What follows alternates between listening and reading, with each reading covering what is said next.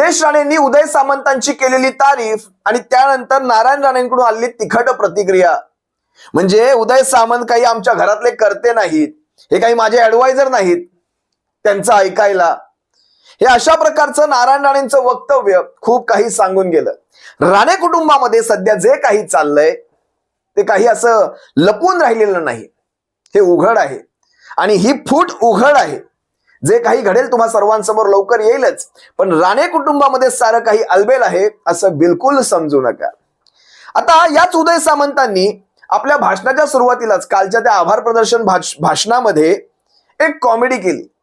म्हणजे एकनाथ शिंदे मुंबई विमानतळाच्या असे वर होते हवेमध्ये, तिथून त्यांनी कॅप्टनला सांगितलं मोप्याला घे. कॅप्टन म्हणाला मोप्यामध्ये रिस्क आहे, आणि तरी सुद्धा निलेश राणे मुलासारखे आहेत, मला तिथे जायचंच आहे. हा जो एक प्रसंग सांगितला ना, थोडी कॉमेडी वाटली.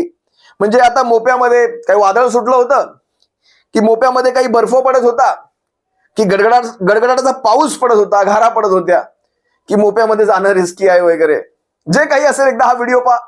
नंतर त्यांना देखील विचारा,